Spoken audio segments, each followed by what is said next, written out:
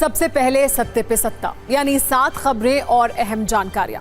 पहले आपको पड़ोसी देश पाकिस्तान से आ रही एक बहुत बड़ी खबर दिखाएंगे, जहां सत्ता पलट की बड़ी तैयारी हो गई है। खबर यह है कि आसिम मुनीर अब फुल पावर अपने हाथ में लेने वाले हैं। पाकिस्तान के सुपर बॉस बनने की वो तैयारी कर लिए हैं, लेकिन बलि का बकरा बनेगा कौन, ये समझाएंगे। फिर उस मांसाहारी दूध की खबर जिसे लेकर अमेरिका और भारत की ट्रेड डील अटक गई है। खबर यह है कि डेयरी प्रोडक्ट्स को लेकर दोनों देशों में जो डील होने वाली थी, उसमें अमेरिका मांसाहारी गाय के दूध से बने प्रोडक्ट भारत भेजना चाहता है। इस पर भारत ने क्या जवाब दिया है, देखिएगा। फिर उत्तराखंड लेकर चलेंगे, जहां श्रीमद् भगवद गीता के श्लोक पर सियासी गदर छिड़ गया है। सरकार ने सभी स्कूलों में प्रार्थना सभा में रोज गीता के श्लोक सुनाने का आदेश दिया है। इस पर कांग्रेस भड़की हुई है, साथ ही इस्लामिक स्कॉलर भी नाराज है। एक बड़ी खबर यह है कि लोकसभा में विपक्ष के नेता और कांग्रेस के सांसद राहुल गांधी ने जम्मू कश्मीर को पूर्ण राज्य का दर्जा देने की मांग की है। इसके लिए उन्होंने पीएम को एक लेटर लिखा है और मॉनसून सत्र में विधेयक लाने की भी डिमांड की है। इस बीच राहुल गांधी और असम के सीएम हिमंत बिस्वा शर्मा के बीच भी जुबानी युद्ध छिड़ा हुआ है। असम में एक रैली के दौरान राहुल गांधी ने कहा है कि हिमंता जेल जाएंगे और पीएम भी उन्हें बचा नहीं पाएंगे। इस पर हिमंता ने कहा कि राहुल भूल गए हैं कि वो खुद बेल पर बाहर है। आज एक बड़ी खबर बंगाल से भी आई है, जहां मुख्यमंत्री ममता बनर्जी ने एक मार्च निकाला और बीजेपी पर बंगालियों से भेदभाव करने का आरोप लगाया। इस पर बीजेपी नेता शुभेंदु ने कटाक्ष किया। उन्होंने कहा कि ममता का ये ड्रामा घुसपैठियों को बचाने के लिए है। आज केंद्रीय कैबिनेट की बैठक में 3 अहम प्रस्तावों को मंजूरी दी गई है। पीएम धन धान्य योजना के जरिए 100 जिले विकसित किए जाएंगे, जिससे करीब 1 करोड़ 70 लाख किसानों को फायदा होगा। इसके अलावा सरकार ग्रीन एनर्जी पर भी 27,000 करोड़ रुपए खर्च करेगी। सबसे पहले बात करते हैं इजराइल के उस हमले की, जिसने पूरी दुनिया में एक नई हलचल पैदा कर दी है। नए सवाल उठने लगे हैं कि क्या एक और महायुद्ध होने वाला है। थोड़ी देर पहले इजराइल ने अपने पड़ोसी देश सीरिया में बड़ा हवाई हमला किया है। सीरिया की राजधानी दमिश्क में अटैक किया गया है। यह हमला कितना बड़ा था, इसका अंदाजा आप इसी बात से लगा सकते हैं कि सीरियाई सेना के मुख्यालय और सीरिया के रक्षा मंत्रालय को हिट किया गया है। इजरायली सेना ने खुद इस हमले की जानकारी दी है। आईडीएफ ने सोशल मीडिया के जरिए हमले की जानकारी दी और ये कहा कि दमिश्क में सीरियाई शासन के मिलिट्री हेडक्वार्टर के एंट्री गेट पर बमबारी की गई है। इजरायल की बमबारी में रक्षा मंत्रालय की इमारत तबाह हो गई है। आपके मन में ये सवाल उठ रहा होगा कि इजरायल का ईरान से विवाद चल रहा है, अचानक सीरिया पर बमबारी क्यों हुई है? अचानक सीरिया आईडीएफ के टारगेट पर कैसे आ गया है? अभी तक की जानकारी के अनुसार इजरायली सेना ने यह कहा है कि ड्रूज नागरिकों को बचाने के लिए यह कदम उठाया गया है। दक्षिणी सीरिया में बड़ी संख्या में ड्रूज नागरिक रहते हैं। आपको यह भी बता दें कि इजरायल का यह हवाई हमला दक्षिणी सीरिया के ड्रूज बहुल शहर स्वेदा में जारी झड़पों के बीच हुआ है।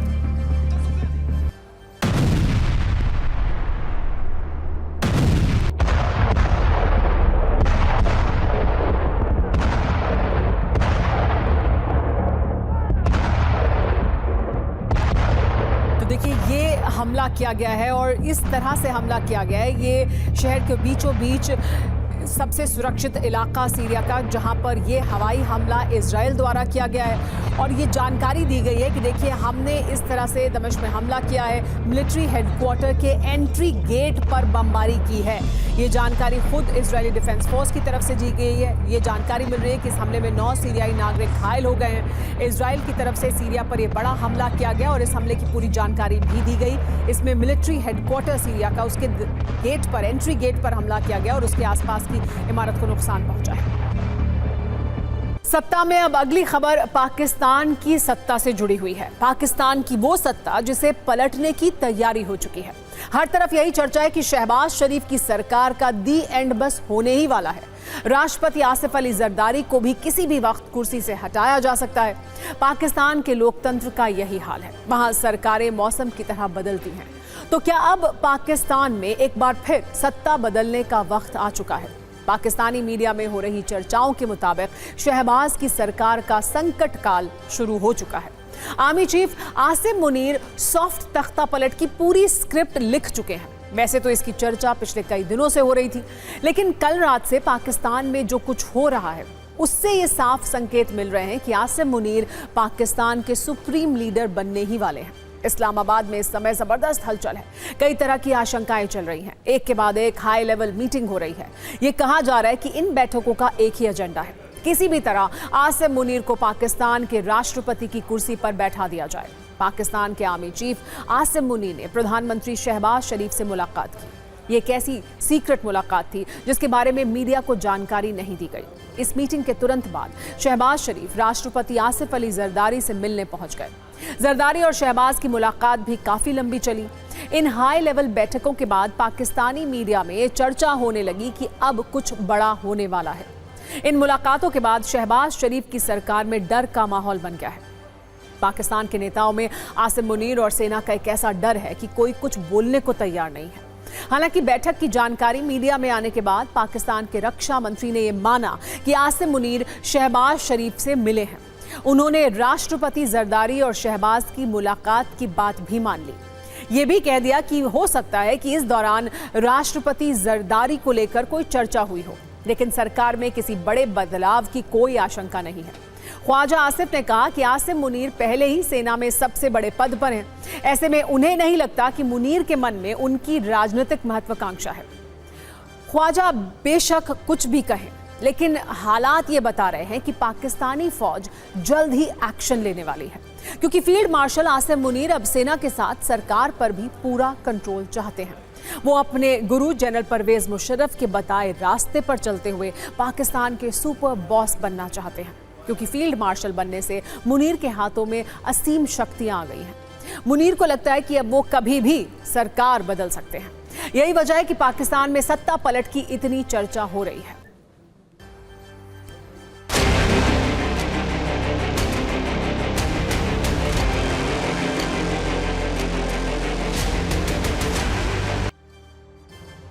आसिम मुनीर चाहते हैं कि अब वो पाकिस्तान की सारी नीतियां खुद तय करें। फिलहाल मुनीर अपनी इसी असीम इच्छा को पूरा करने का रास्ता तलाश रहे हैं। चर्चा यह है कि आसिम मुनीर राष्ट्रपति आसिफ अली जरदारी को हटाकर खुद राष्ट्रपति बनेंगे, लेकिन बात सिर्फ इतनी भर नहीं है। कहा यह जा रहा है कि आसिम मुनीर अगर राष्ट्रपति बने तो हमेशा के लिए पाकिस्तान का संविधान बदल देंगे। वो एक ऐसी व्यवस्था लागू करेंगे जिसमें उनसे ऊपर कोई ना हो, जहां वो सुप्रीम लीडर की भूमिका में हो। फिर सरकार का कोई मतलब ही नहीं रह जाएगा। इसके लिए मुनीर पाकिस्तान में संविधान का 27वां संशोधन करवा सकते हैं। पहली आशंका यही है कि पाकिस्तान के संविधान में बदलाव कर राष्ट्रपति प्रणाली लागू कर सकते हैं। कठपुतली के तौर पर किसी एक बड़े पॉलिटिकल चेहरे को वो देश का प्रधानमंत्री बना सकते हैं, लेकिन फैसले लेने के सारे अधिकार राष्ट्रपति के पास ही होंगे। इसमें मुनीर पर सीधे सीधे तख्ता पलट वाला आरोप भी नहीं लगेगा, तो देश की कमान भी आसानी से अपने हाथों में आ जाएगी। दूसरी आशंका यह है कि पाकिस्तान में अब सेना आधिकारिक तौर पर सत्ता की भागीदार बन जाए। सत्ता का ऐसा हाइब्रिड मॉडल लागू हो जिससे सरकार में सेना के अधिकारी शामिल हो जाएं, वो भी सारे बड़े फैसले लेने लगे। यहाँ एक सवाल और है कि आखिर आसिम मुनीर को राष्ट्रपति बनने की इतनी जल्दी क्यों है? तो इसका जवाब है इमरान खान, जिनकी गिरफ्तारी का विरोध बढ़ता जा रहा है। इमरान खान की पार्टी पीटीआई ने एक बड़ा आंदोलन शुरू करने का ऐलान किया है। जल्द से जल्द इमरान खान की रिहाई की मांग की जा रही है। पीटीआई का ये प्रदर्शन अगले कई दिनों तक चलेगा। इमरान के समर्थक आसिम मुनीर पर गंभीर आरोप लगा रहे हैं। कहा जा रहा है कि सेना अभी भी मार्शल लॉ चला रही है। इसी वजह से सेना ने इमरान को जेल में रखा है। मुनीर चाहते हैं कि जब तक इमरान खान को लेकर सेना का विरोध बढ़े, उससे पहले शहबाज की सत्ता वो बदल दें। अब बात करते हैं एक ऐसी खबर की जो खुद को ट्रेड और टैरिफ चैंपियन समझने वाले अमेरिका के राष्ट्रपति ट्रंप को बहुत चुभने वाली है। ट्रंप को हाई वोल्टेज झटका देने वाली इस खबर का कोड वर्ड है मांसाहारी दूध। सत्ता के कई न्यूज मित्रों के मन में अचानक ये सवाल जरूर उठ रहा होगा कि अब दूध कैसे मांसाहारी और शाकाहारी हो सकता है? दूध का मांसाहार से क्या संबंध हो सकता है? आपके मन में सवाल उठना स्वाभाविक है। ये चर्चा आज की तारीख में हर तरफ हो रही है। भारत और अमेरिका की डील पक्की है, सारी तैयारियां पूरी हो चुकी हैं, लेकिन मांसाहारी दूध पर बात अटक चुकी है। ट्रंप की टेंशन को समझने के लिए आपको पूरी कहानी भी आइए समझाते हैं। सीज फायर और टैरिफ वाले मुद्दे पर पहले ही पूरी दुनिया में ट्रंप खुद की फजीहत करा चुके हैं। अब ट्रंप की कूटनीतिक फेलियर वाली लिस्ट में एक और शब्द जुड़ गया है, वो है मांसाहारी दूध। आपको बता दें कि 2030 तक भारत और अमेरिका में 41.75 लाख करोड़ रुपए की डील होनी है। भारत अमेरिका अंतरिम ट्रेड डील फाइनल करने की तैयारी में है। नई रिपोर्ट के अनुसार अमेरिका अपने डेयरी प्रोडक्ट्स को भारत में भेजना चाहता है। न्यूज एजेंसी पीटीआई के अनुसार अमेरिका गाय के मांसाहारी दूध को भारत में भेजना चाहता है। अमेरिका मांसाहारी दूध के प्रोडक्ट भारत में बेचना चाहता है, लेकिन भारत ने अमेरिका की इस ट्रेड डील से इनकार कर दिया है। न्यूज एजेंसी पीटीआई ने यह जानकारी दी है। यह भी कहा गया है कि भारत की ओर से साफ साफ शब्दों में ऐसे डेयरी प्रोडक्ट्स के आयात की अनुमति भारत में नहीं दी जाएगी। इसके लिए प्रमाण पत्र की जरूरत होगी। आपको बता दें कि भारत में डेयरी उद्योग 8 करोड़ से ज्यादा लोगों को रोजगार देता है। इसमें ज्यादातर किसान हैं, कृषि क्षेत्र से जुड़े लोग हैं। सूत्रों के अनुसार भारत ने अमेरिका की इस कोशिश को सिरे से खारिज कर दिया है, इस तर्क के साथ कि यह हिंदुस्तान की धार्मिक और सांस्कृतिक संवेदनशीलता का विषय है। इसके आधार पर न कोई समझौता होगा और न ही देश की संस्कृति के साथ किसी तरह का समझौता किया जाएगा। भारत के इस तेवर से अमेरिका अब भड़क चुका है। WTA में अमेरिका की ओर से एक शिकायत की गई है और ये कहा गया है कि ट्रेड डील पर भारत की शर्त गैर जरूरी व्यापार रुकावट जैसी है। अब आपको आसान शब्दों में बताते हैं कि मांसाहारी दूध क्या होता है। भारत में गायों को घास और चारा खिलाया जाता है। इसके साथ साथ अनाज से जुड़ी और भी कई चीजें खाने के तौर पर दी जाती हैं। लेकिन आपका नॉन वेज मिल्क शब्द सुनकर थोड़ा चकित होना स्वाभाविक है, क्योंकि दूध को परंपरागत रूप से शाकाहारी उत्पाद माना जाता है। अमेरिका में ऐसा नहीं होता है। अमेरिका में गायों को पशु आधारित उत्पाद खिलाए जाते हैं। सस्ते प्रोटीन के लिए मीट खिलाया जाता है। सुअर, मुर्गी, मछली, घोड़े की चर्बी खिलाई जाती है। पशुओं का खून भी पिलाया जाता है। ऐसी गाय के दूध को मांसाहारी दूध कहा जाता है। आप सिर्फ 60 सेकंड में समझिए कैसे मांसाहारी दूध पर डील अब अटक चुकी है। अमेरिका उनको अपने गाय को अक्सर वो नॉन वेजिटेरियन स्टफ़ खिलाते हैं, चाहे वो प्रोटीन के लिए एडिशन करने के लिए हो या जिस भी हो। लेकिन मेरा मानना ये है कि अगर अमेरिका अपने दूध को अपने लोगों के उसके इंटरेस्ट को देखते हुए अगर उसको नॉन वेजिटेरियन फीड खिलाता है काउज़ को, तो उनको अपने देश में ही उसका उपयोग करना चाहिए। बाहर एक्सपोर्ट करने की क्या ज़रूरत है।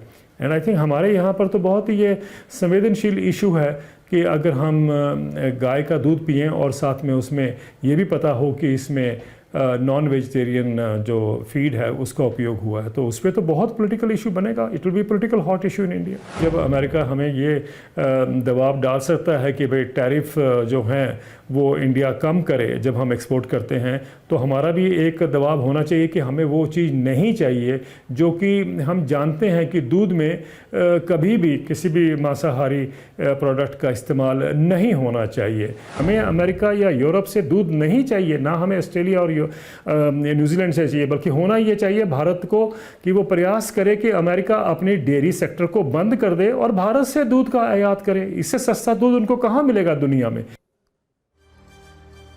पीटीआई की खबर के अनुसार GTRI यानी ग्लोबल ट्रेड रिसर्च इंस्टीट्यूट के अजय श्रीवास्तव ने यह दावा किया है कि नॉनवेज दूध की वजह से डील अटक गई है।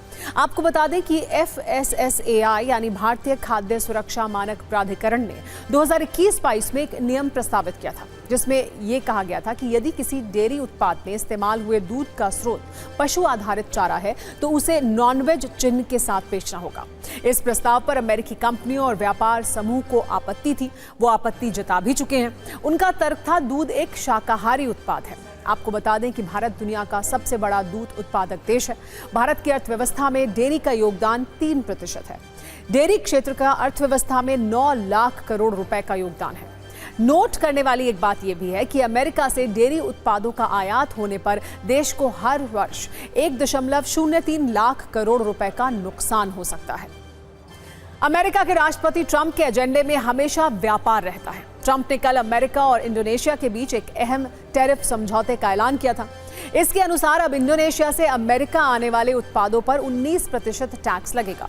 इसी दौरान उन्होंने ये भी कहा कि भारत के साथ भी अमेरिका इंडोनेशिया की तर्ज पर ही व्यापार समझौता करेगा। उन्होंने कहा कि भारत और अमेरिका में व्यापार समझौते पर काम चल रहा है। आज आपको ट्रंप के इस बयान को भी सुनना चाहिए। सत्ता में अब पवित्र ग्रंथ श्रीमद् भगवद गीता की खबर, जिसे लेकर देश के एक राज्य में इस वक्त सियासी गदर के साथ धर्म क्लेश भी छिड़ा हुआ है। श्रीमद् भगवद गीता किसी विशेष संप्रदाय या मत की पुस्तक नहीं है, बल्कि ये उपनिषदों का सार है और सभी धर्मों के लिए एक मार्गदर्शक है। ये कथन 26 मई 1900 में सैन फ्रांसिस्को में स्वामी विवेकानंद के दिए गए विचारों से प्रेरित है। स्वामी विवेकानंद का मानना था कि गीता धार्मिक सीमाओं से परे है, लेकिन इसी पवित्र ग्रंथ गीता को उत्तराखंड में धर्म के चश्मे से देखा जा रहा है और विरोध में सुविधा अनुसार इसकी व्याख्या करने का काम भी हो रहा है। उत्तराखंड में इस वक्त भगवद गीता के श्लोक पर गदर छिड़ा हुआ है। सियासी क्लेश वाले नए नए चैप्टर लिखे जा रहे हैं और इसकी जड़ में है उत्तराखंड सरकार का एक आदेश। उत्तराखंड में धामी सरकार की पहल के बाद माध्यमिक शिक्षा निदेशक की ओर से सभी जिलों के मुख्य शिक्षा अधिकारियों को एक ऑर्डर भेजा गया है, जिसमें लिखा है अब उत्तराखंड के सरकारी स्कूलों में छात्रों को रोज गीता का एक श्लोक सुनाया और समझाया जाएगा। आदेश के मुताबिक स्कूलों में सुबह होने वाली प्रार्थना सभा में रोज गीता का एक श्लोक सुनाया जाएगा। इसके अलावा वैज्ञानिक संदर्भ में बच्चों को श्लोक का अर्थ भी बताया जाएगा। आदेश में यह भी लिखा गया है कि हर हफ्ते एक श्लोक तय किया जाएगा, जिसे श्लोक ऑफ द वीक कहा जाएगा। यह श्लोक स्कूल के नोटिस बोर्ड पर उसके अर्थ के साथ लगाया जाएगा। हफ्ते के आखिर में क्लास में छात्रों के साथ उस श्लोक पर चर्चा की जाएगी। फिर भगवद गीता के उस श्लोक पर छात्रों से उनकी प्रतिक्रिया भी ली जाएगी। इसके लिए शिक्षकों को निर्देश दिया गया है कि वो समय समय पर गीता के सिद्धांतों को सरल भाषा में समझाएं और ये भी बताएं कि वो सिद्धांत बच्चों के जीवन में कैसे उपयोगी हो सकते हैं। हालांकि धामी सरकार के इस फैसले पर सत्ता का क्लेश कैसे शुरू हो गया है, ये देखिएगा। लेकिन स्कूलों में गीता का श्लोक पढ़ाए और सुनाए जाने के इस फैसले पर सरकार का तर्क क्या है, वो देखिए। सरकार ने साफ किया है कि गीता को केवल धार्मिक ग्रंथ मानकर ना पढ़ा जाए, बल्कि उसे मनोविज्ञान, व्यवहार विज्ञान और नैतिक दर्शन की दृष्टि से देखा जाए, क्योंकि इससे छात्रों को परंपरागत भारतीय ज्ञान मिलेगा, मानवीय मूल्यों की समझ होगी, छात्रों को नैतिक शिक्षा मिलेगी, उनके चरित्र का निर्माण होगा और छात्र भारतीय संस्कृति के बारे में समझ सकेंगे। इसीलिए इस आदेश में धर्म वाला एंगल ना निकाला जाए, लेकिन सियासत अपने रास्ते तलाश ही लेती है और ऐसा ही इस मामले में भी हुआ है। इस फैसले से कांग्रेस में नाराजगी है, इस्लामिक स्कॉलर भी गुस्से में है।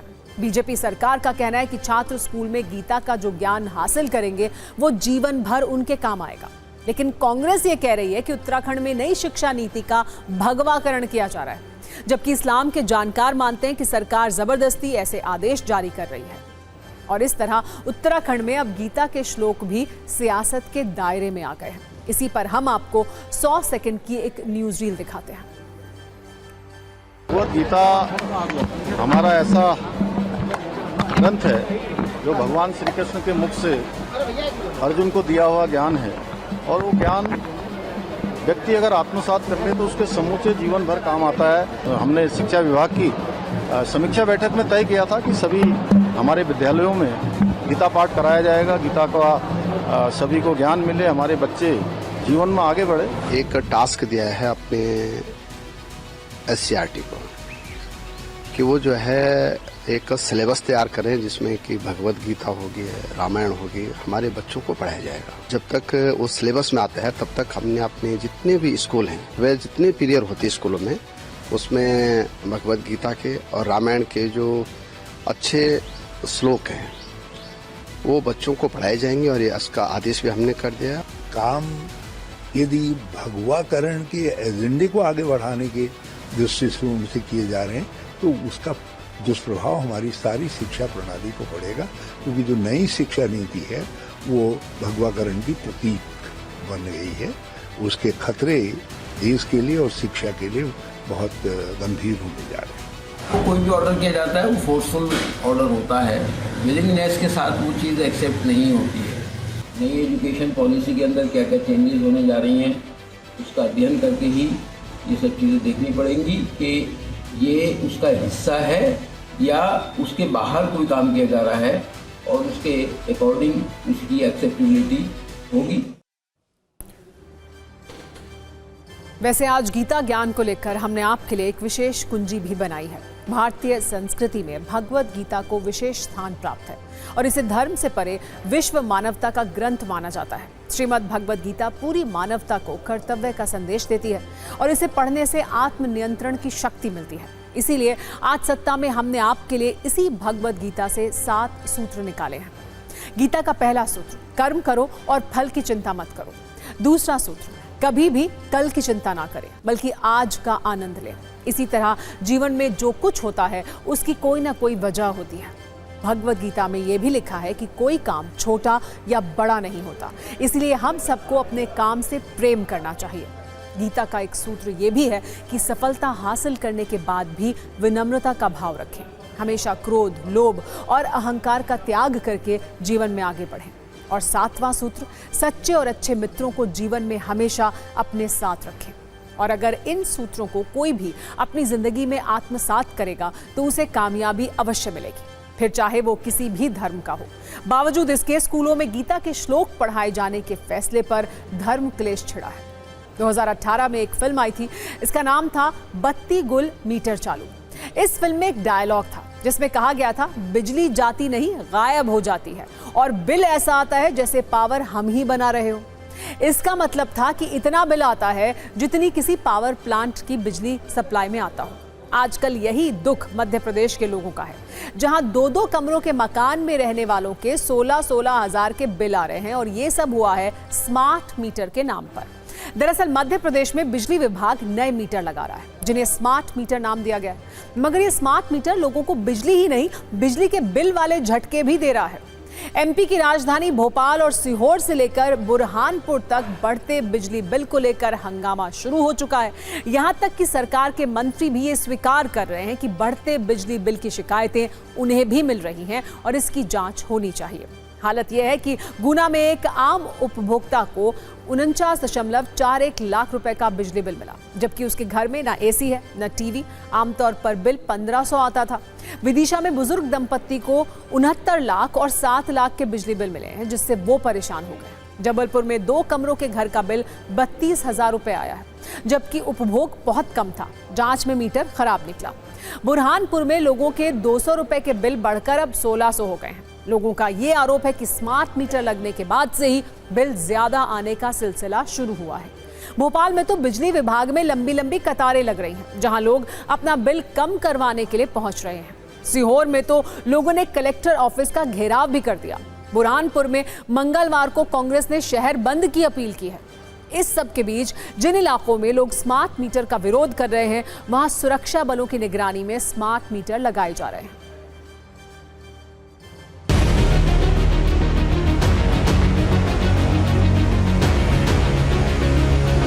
कितना बिल आया आपके यहाँ? हमारे इधर आया 5,000 रुपये बिल।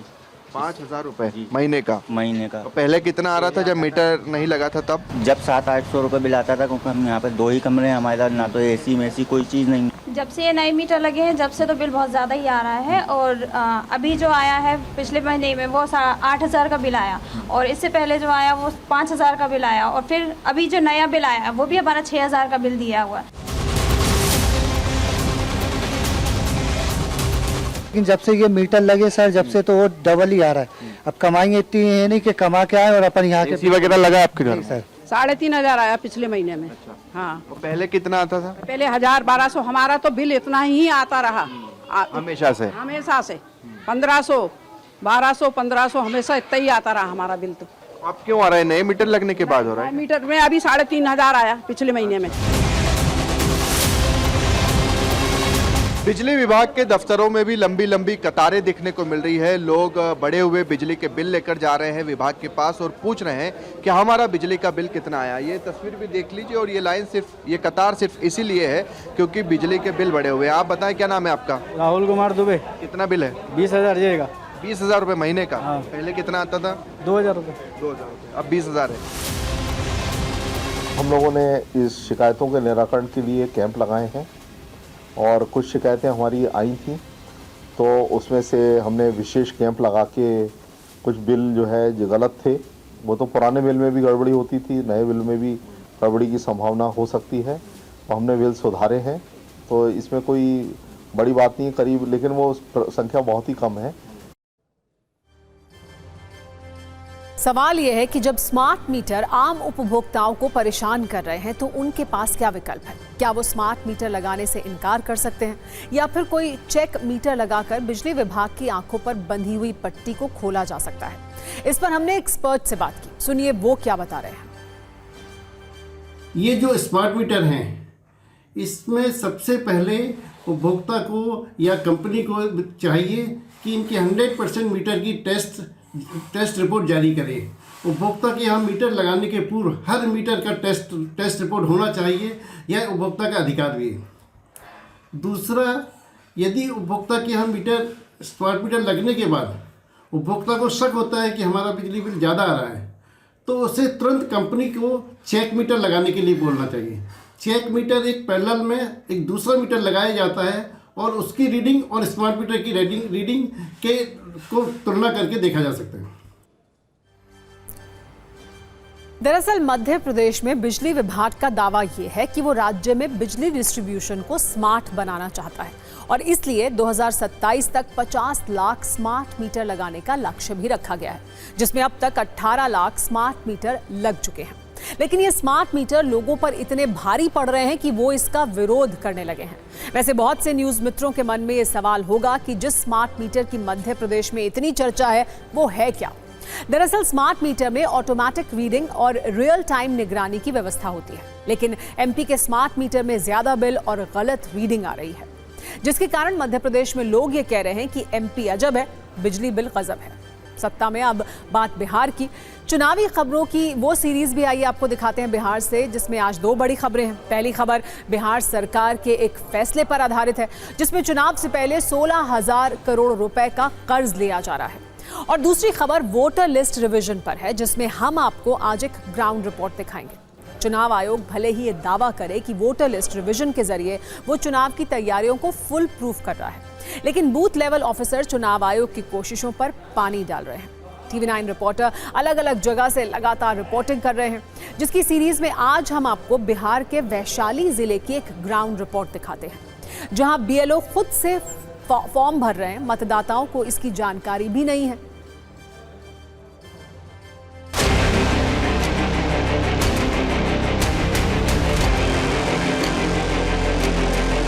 बिहार में मतदाता गहन पुनरीक्षण का काम चल रहा है और अभी हम पहुंचे हैं बिहार के वैशाली जिले के कुतुबपुर डुमरी गांव में। एक आ रहा है गणना प्रपत्र फॉर्म, कोई आया है जिसपे वो कोई प्रूफ देना है, वही ना? हाँ आया जी। अच्छा, ये बताइए आपको आया है? ना, अभी हमको नहीं आया है। आएगा बाद में, होगा तो चला आएगा। अभी आपको नहीं आया? ना, नहीं। फॉर्म आया है? हाँ, सारा मिल रही है। सारा मिल रही है? हाँ। अच्छा, तो भर के ले गए थे। किसी घर में किसी को आया है, किसी को नहीं आया है, तो आप लोग ऐसे ही भर के दे दिए हैं? हाँ, अपने भर के ले गए हैं। आप लोग नहीं भरे? नहीं। राशन वाला डीलर बढ़ता है ना, वो था, उसके साथ एक और आदमी था, वो अपने से भर लिया था। हाँ। आप लोग अपने से नहीं भरे हैं? ना। तो क्या किए थे? अंगूठा लगाए थे, साइन किए थे? वही कर देते थे, साइन उन सब वही कर लिए? हाँ वही कर देते ना, ले गए जमा करेंगे। आपका फॉर्म भराया है? भरा गया। कोई कागज दिए हैं? ना, कुछ नहीं दिया, बिना कागज के भर दिए? आप लोग कुछ भर दिए हैं फॉर्म? हाँ सर, हम लोग भर दिए। अच्छा, तो अपने से भरे थे? नहीं, वही भरा है, हम तो सीधा उठा के टिप लगाए। पहले उठा के टिप लगा दिए? जी हाँ। कहाँ लगा रहे हैं, क्या है, कुछ नहीं पता है ना? बीच में कहा कि इस पर मारिए, तो इस पर मार दिए। फॉर्म आया है, उस पर मतलब वोटर आई कार्ड का मतलब ये जो होता है, जिस तरह के आता है इलेक्शन के टाइम, उसी तरह के आया है और वो सब भर के जमा किया गया है। उसके साथ कोई कागज? कोई कागज क्या, मतलब वही राशन कार्ड वाला ये सब लगा है। हम एक एक घर जाके सभी लोगों को ये पर्ची जैसे कि ना वहाँ पर जाके वितरण किए हैं, ठीक है। और वितरण करने के बाद जैसे कि ना सभी लोगों से अपना वसूली भी किए हैं। वसूली जैसे से होते गया है, उस तरह से हम लोग अपना अप टू डेट जो है ऑनलाइन करते चलते हैं।